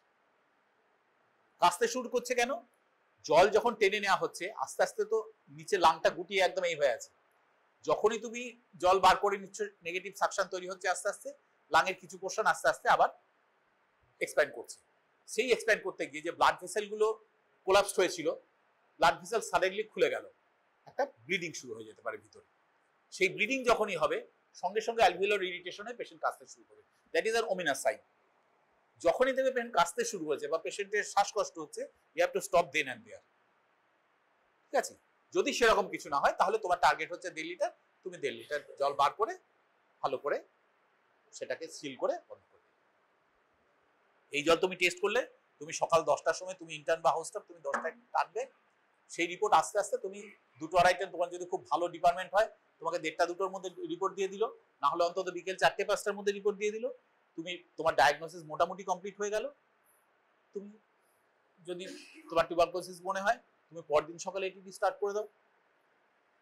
তোমার যদি আরো কনফার্মেশন দরকার হয় তুমি তার স্পুটাম কালেক্ট করতে থাকো, পরপর 3 দিন কালেক্ট করো, তুমি জিন এক্সপার্ট করাও, তুমি অন্য যেগুলো টেস্ট আছে করাও, পরবর্তী রিপোর্ট আস্তে আস্তে 2 দিন লাগবে, তার মধ্যে তুমি অলরেডি এটিডি স্টার্ট করে দিয়েছো, পেশেন্ট উইল গ্র্যাজুয়ালি ইমপ্রুভ, 5 দিন 7 দিনের মধ্যে পেশেন্ট বাড়ি চলে যাবে। এবার ধরো তুমি একটা ম্যালিগন্যান্ট পেয়েছো, একটা ব্রঙ্কোজেনিক কার্সিনোমা তোমার সাসপেক্টেড, প্লুরাল ডিফিউশনে তুমি পেয়েছো, একটা হেমারেজিক ফ্লুইড পেয়েছো। হ্যাঁ, এটা তো বলা হলো না, সেটা হচ্ছে ফ্লুইডের কালার কি রকম হবে। ট্রানজুডেটিভ ফ্লুইড ইউজুয়ালি প্রায় মানে খুব হালকা একটা ইয়েলোইশ ভাব থাকবে, ওপালেসেন্ট বলা হয়, খুব হালকা একটা ইয়েলো ওপালেসেন্ট একটা কালার হবে। সেক্ষেত্রে সে জায়গায় এক্সুডেটিভটা কি হবে, ওটা ইয়েলো তো হবেই, আস্তে আস্তে যত তার অ্যাগ্রাভেটেড হবে তত তার কালার চেঞ্জ হবে। খুব ফ্রেশ কেস কয়েকদিনের মধ্যে ব্যাপারটা ডেভেলপ করছে, সেটা একটা ইয়েলো ওপালেসেন্ট কালার নিয়ে পেলে তুমি। কিছুদিনের বেশি যদি হয় আরো ইয়েলো হয়ে যাবে, তারপরে একটা খড় ধোয়া জলের যেরকম রং হয় সেরকম একটা পাবে। তুমি টার্বিড পেতে পারো যদি তার মধ্যে একটা সুপারঅ্যাডেড ইনফেকশন হয় বা বেশ কিছুদিন হয়ে গেছে, ভালো প্রোটিন ওর মধ্যে, অনেকটা প্রোটিনের কনসেন্ট্রেশনটা বেড়ে গেছে, সেক্ষেত্রে তুমি টার্বিড পেয়েছো। তুমি ওটাকে রেডিশও পেতে পারো, ধরো কোনো জায়গা থেকে প্লুরাল কোনো জায়গা থেকে ব্লিড করেছে পেশেন্ট অল্প অল্প, তাহলে ব্লাড টিনস হতে পারে। এইগুলো পাবে তুমি টিউবারকুলোসিসের ক্ষেত্রে। সাধারণত একটা নিউমোনিয়ার ক্ষেত্রে, গ্লোবাল নিউমোনিয়া বা ব্রঙ্কোনিউমোনিয়ার ক্ষেত্রে ওই একটু বেশি ইয়েলো এরকমই হবে, সেক্ষেত্রে সাধারণত হেমারেজিক থাকে না। যখন একটা হেমারেজিক ফ্লুইড তুমি পাচ্ছ তার চান্স হচ্ছে দুটো বেশি, 1 নম্বর হচ্ছে ব্রঙ্কোজেনিক কার্সিনোমা, 2 নম্বর হচ্ছে পালমোনারি ইনফেকশন। এই দুটোতে হেমারেজিক ফ্লুইড হবে। ব্রঙ্কোজেনিক কার্সিনোমার ক্ষেত্রে আরেকটা জিনিস হয়, সেটা হচ্ছে তুমি ট্যাপ করে প্রচুর বার করে দিলে জল, তুমি এক্সরে করে 4 দিন বা 5 দিন বাদে দেখছো যতটা, এবার নিয়ম হচ্ছে একটা ভালো রকম যে ড্রেনেজ করলে তারপরে একটা পোস্ট ড্রেনেজ একটা এক্সরে করে দেখে নিতে হয় যে কতটা কমলো, কতটা জায়গা ক্লিয়ার হলো। তুমি 5 দিন বাদে আবার এক্সরে করলে দেখলে আবার আগের মতো হয়ে গেছে, যতটা বার করেছে আবার ততটাই জমে গেছে এই 4-5 দিনের মধ্যে। That is very very very suggestive of malignancy. Rapid reaccumulation মানে তুমি ধরে নিতে পারো এটা ম্যালিগন্যান্সি, অন্য কোনো টেস্ট না করে বলে দিতে পারো। ঠিক আছে, এবার যে কজ তুমি পেয়েছো স্পেসিফিক্যালি সেটা তুমি ট্রিটমেন্ট করো, পেশেন্ট উইল কাম আউট। যদি ম্যালিগন্যান্সি হয় সেক্ষেত্রে তোমাকে পরবর্তী বার কি করতে হবে, সঙ্গে সঙ্গে তোমাকে 2-1 দিনের মধ্যে ব্রঙ্কোস্কোপি করে দেখতে হবে যে কোনখানে মাস রয়েছে। যদি সেটা রেডিও এক্সরেতে বা সিটিতে না দেখা যায়, সাধারণত দেখা যায়, যদি দেখো যে না পাওয়া যায় তাহলে তোমাকে ব্রঙ্কোস্কোপি করে দেখতে হবে কোনখানে কিছু রয়েছে। একটা কোনো জায়গাতে ছোট্ট একটা মাস হয়েছে, সেটা একটা ব্লক করে দিয়েছে, সেই জায়গাটা থেকে যদি সেটাকে রিমুভ করার সুযোগ থাকে রিমুভ করলে, বা যদি রিমুভ করাটা ডেঞ্জারাস হবে মনে হয়, সেই জায়গাটাতে একটা ওরা কি করে একটা ব্রঙ্কোঅ্যালভিওলার লাভাজ বলে একটা জিনিস আছে, নর্মাল স্যালাইন দিয়ে ওয়াশ করে সেটাকে কালেক্ট করে নেওয়া হয়, সেটা থেকে টেস্ট করে ম্যালিগন্যান্ট সেল একদম স্পেসিফিক্যালি বার করা যায়। এবং আজকাল যেটা করা হয়, আজকাল তো ইমিউনোথেরাপি খুব বেশি রকম এসে গেছে, এখন ওই যে সেলগুলো পাওয়া যাচ্ছে সেইগুলোকে কালচার করে তার উপর টেস্ট করে টার্গেট রিলেটেড থেরাপি এখন শুরু হয়ে গেছে, যে ওইটাতে ওই সেলগুলোতে পার্টিকুলার কোন দিয়ে ইমিউনোথেরাপি করে বেশি ভালো কাজ হবে সেটাও এখন থেকে বলা যায়। তো যাই হোক, এই করে আমি ব্রঙ্কোজেনিক কার্সিনোমাটা কোথায় আছে কি আছে সেটা করলাম, কনফার্ম করলাম, করে তারপর তার কেমোথেরাপি শুরু করে দিলাম, বা যদি রেডিওথেরাপি দেওয়া শুরু করে, এইভাবে আমরা করি। এটা মোটামুটি ওভারঅল একটা আলোচনা হলো। এবার পরের দিন চেষ্টা করে অন্তত 2 দিন আগে কেসটা নিতে, তাহলে কি 2 দিন কি 3 দিন আগে যদি কেসটা নিতে পারে তাহলে আরো কয়েকজন কেসটা দেখে নিতে পারবে। প্রথম দিন যে 2 জন কেসটা দেখলে হয়তো সকালবেলা নিলে, সন্ধ্যেবেলা আরো 2 জন কি 3 জনকে সেই কেসটা দেখলে, পরের দিন দুবেলা মিলে আরো 5-6 জন কেসটা দেখতে পারে। 5-6 জনের যদি বেশ কয়েকজন 10-12 জনের যদি কেসটা দেখা থাকে তাহলে ডিসকাশন করতেও সুবিধা হবে আর করতেও সুবিধা হবে, তোমাদেরও দেখা হবে তাহলে।